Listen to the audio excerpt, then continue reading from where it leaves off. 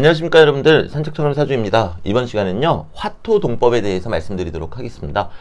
명리학 공부하시는 분들이라면은 이 화토동법에 대해서 이야기 많이 들어보셨을 거예요. 화하고 토하고 똑같다, 이제 그런 얘기잖아요. 근데 이거를 원리를 모르고 계시다 보면은 그 안에서 또 수많은 곡해를 낳기도 하기 때문에 오늘은 화토동법에 대해서 말씀드려보고자 합니다.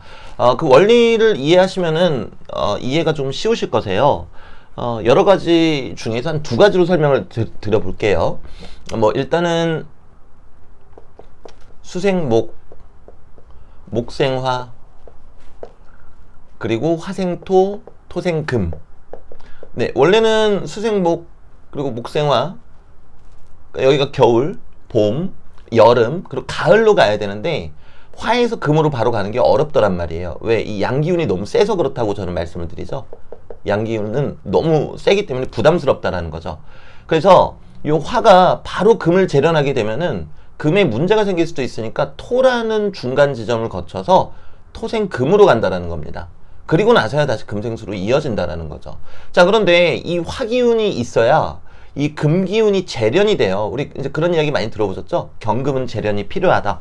이 화기운이 있어야지 재련이 된다라는 거고, 재련이 된다는 거는 화기운이 있어야지 금기운이 만들어진다는 뜻이 되겠죠. 자, 그런데 제가 앞서 뭐라고 말씀드렸죠? 이 화기운이 좀 부담된다라고 말씀드렸죠? 이 금기운이 깨질 수도 있다라는 거죠. 그러다 보니까 어떤 중화제로서 이 토기운이 필요한 겁니다. 그래서 이 토는요, 화기운을 온몸으로 받아들여요. 그러니까 이 뜨거운 열기운은 가지고 있는데 화기운은 아닌 거죠. 그리고 이 토라는 녀석은 한편으로는 금을 보호합니다. 그러니까 쉽게 이야기하자면은 이 토라는 녀석은요, 금을 보호해주기 위한 용도 플러스 이 화기운을 다른 형태로 가두는 용도라고 생각하시면 되세요. 마치 그쵸, 중화제 같은 거죠. 그래서 이런 의미로 봤을 때 결국에 이 화기운을 토기운이 흠뻑 받아들여서 금을 또 재련하는 데 쓰인다는 거죠. 그럼 결국 이 금을 재련하는 거는 화기운이라는 거예요. 화기운인데 얘가 직접적으로 가열하게 되면은 손상이 올 수 있기 때문에 토기운이 그 화기운을 다 받아들인 다음에 보호 겸 이 뜨거운 기운으로 보호를 한다, 재련을 한다라는 거죠. 그러다 보니까 이 화하고 토가 똑같다가 아니고요. 화하고 토의 운동성이 똑같다라고 보시면 돼요. 얘도 뜨겁고, 그죠? 화기운도 뜨겁고, 토기운도 그럼 결국엔 대단히 뜨거워진 거잖아요. 그러니까 결국에 얘네들이 운동성, 여기서 운동성이라는 건 뭔가 하면요, 이 에너지들도 우리 행성이 움직이는 그 공전 주기라든가 이런 게 있잖아요. 마찬가지로 이 에너지들이 움직이는 자기들만의 통로가 있더란 말이에요. 근데 그 통로, 그 움직이는 경로가 화기운하고 토기운하고 똑같다라는 거죠. 그리고 똑같은 이유는 방금 전에 말씀드린 대로 화가 금을 재련해야 되나, 그러면 너무 과격하기 때문에 금이 손상될 수 있어서 토라는 중화제가 이 화기운을 온몸으로 받아들인 다음에 금을 재련시키다 보니까 그렇다, 이렇게 말씀드릴 수 있겠고요. 그리고 여기에서 조금만 우리가 더 디테일하게 생각을 해보면요, 천간이 갑을병정이 있잖아요. 그리고 경신임계로 가는 거예요. 우리가 천간, 십천간이라 그래가지고 외울 때는 갑을병정, 무기경신임계 이렇게 외우잖아요. 근데 원래는 갑을병정, 경신임계예요. 그리고 무기토가 중앙에 자리를 잡고 있다라는 거죠. 제가 아까 전에 그려드렸던 그림에서도 목화 금수가 겉으로 드러나 있죠. 그리고 토는 중심에 있죠. 그리고 우리 지구의 사계절도요, 봄, 여름, 가을, 겨울 4가지만 있습니다. 그럼 토는 그 중심에서 모든 것들이 원활하게 돌아갈 수 있도록, 특히 양에서 특히 화에서 금으로 넘어가는데 도움을 준다라는 거죠. 자, 제가 앞서서 설명을 드렸어요.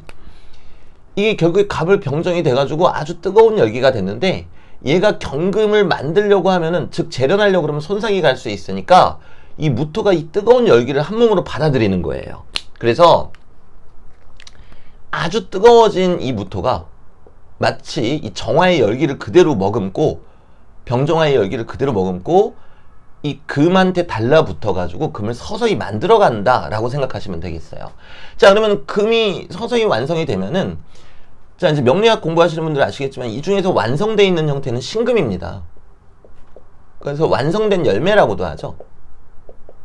그럼 결국에는 완성되어 있는 열매를 만들기 위해서 이 무토가 경금을 막 재련하는 거예요. 결국엔 신금으로 가기 위해서라는 거죠. 자, 그러면 이 경금이 모습이 변화하겠죠? 쉽게 얘기해서 경금은 신금으로 가기 위한 거니까 경금의 모습이 신금과 비슷하게 점차 변할 거란 말입니다. 자, 그런데 여전히 아주 뜨거운 무토를 대주면은 이 신금이 부서지겠죠. 만들어지는 과정에서. 그러니까 그때는 기토로서 신금을 보호해주게 되는 겁니다. 네. 그래서요, 우리가 이 무토 같은 경우도 아주 뜨거운 열기가 있고요. 음양을 나눌 때 기토는 음이라고 이야기하긴 하지만 우리가 그럼 보통 차가운 거 생각하시잖아요. 그런데 이 기토 같은 경우는 그렇게 차갑지가 않습니다. 경금도 그렇게 차갑지는 않고요. 뜨거운 쪽에 오히려 좀 가깝다고 보시는 게 좋아요. 미지근하거나 뜨겁다. 굳이 비유를 들자면은 한여름에 뜨거운 농지, 물이 차 있는 뜨거운 농지, 그렇게 생각하셔도 돼요. 그래서 이 신금을 보호하기 위함이라는 거죠. 자, 그러니까 무토가 신금한테 다가서면 아주 뜨거운 열기가 되니까 신금이 불편해할 수 있다. 그래서 매금이라는 표현이 나온 거예요. 근데 잠깐 삼천포로 빠지는 얘기지만 매금이라는 표현도 아무 때나 쓰는 건 아닙니다. 예를 들어서 신금일간이 겨울에 태어났다고 가정을 해볼게요. 참 조우가 안 맞죠? 조우가 안 맞기 때문에 이 무토에게 크게 도움을 받을 수밖에 없습니다. 이때는 이게 아주 뜨거우니까 뭐 신금을 매금시킨다, 뭐 훼손시킨다 이렇게 보지를 않아요. 네, 조우가 너무 추우니까요. 그러니까 여러분들이 이렇게 원리를 이해하시고 나시면요, 그냥 단순히 그 공식만 암기하신 다음에 이렇다 저렇다 이야기하시는 오류를 좀 줄여가실 수가 있습니다. 자, 또 삼천포로 하나만 더 빠지면요, 제가 아까 전에 이 신금이 완성된 열매다라고 말씀드렸잖아요. 그럼 이제 여러분들은 자동적으로 그럼 임기수는 뭐지? 그러실 것 같아요. 근데 이 신금은 이제 알맹이가 돼서 이 죽음 또는 여기로 가기 위한 마지막 배출 작업을 하는 거라고 생각하시면 돼요. 그래서 이 신금이 갑상선하고도 관련이 있는 이유가 호르몬을 조절하잖아요. 네, 그러니까 뭔가 마지막 것을 배출하고 막 내보이면서 결국에는 순전한 음으로 잘 갈 수 있도록 유도해 준다라는 거죠. 네, 그래서 소화기관도 이 경신금하고 관련이 있습니다. 자, 다시 원점으로 돌아올게요. 제가 두 가지 예시를 들어서 말씀을 드렸어요. 첫 번째는 목화 금수를 그려놓고 이 화기운이 너무 강하니까 금이 손상이 될까봐 토가 중화제 역할을 해준다. 자, 그리고 두 번째는 천간을 이렇게 그려놓고요. 똑같은 설명이지만 조금 더 디테일하게 말씀을 드렸죠. 이 경금을 만드는 데 있어서는 무토가 필요한데 시간이 쭉 지나면서 신금으로 완성되어 갈 때도 무토가 있으면 곤란하니까 기토가 필요하다. 자, 그러면요, 결국에 이 화토동법이라는 거는 화하고 토가 똑같다라는 뜻이 아니고요. 정확히 말씀드리면은 화와 토의 운동성이 똑같다, 이렇게 보시는 게 맞아요. 네, 이 운동성이라는 건 제가 앞서 설명드렸죠. 뭐 우리 태양계에 있는 행성들도 자기만의 공전 주기가 있는 것처럼 저 에너지들도 자기들만의 공전 주기가 있습니다. 근데 그 운동성이 화하고 토가 똑같아졌다라는 거죠. 왜? 토는 앞서 설명드린 이유로 화가 하는 역할이 너무 과격해서 금을 손상시킬 수 있으니까 이 화기운을 온몸으로 받아들여서 결국에 이 화의 기능을 대신해 주는 거거든요. 자, 그럼 운동성이 똑같은 거지 화와 토가 똑같다라고 하시는 거는 오류라는 겁니다. 자, 간혹 가다 보면요, 병화일관 분들이 스스로를 무토일관하고 똑같이 생각하시는 분도 제가 봤어요. 그래서 선생님 왜 무토일관처럼 말씀하세요? 그랬더니 화토동법이니까 똑같지 않아요? 그러시더라고요. 이건 아니라는 거죠. 엄연히 병화와 무토는 다르고 정화와 기토는 다르더란 말입니다. 다만 운동성은 똑같다라는 거죠. 그 운동성이라는 게 병화하고 무토는 인호술이죠.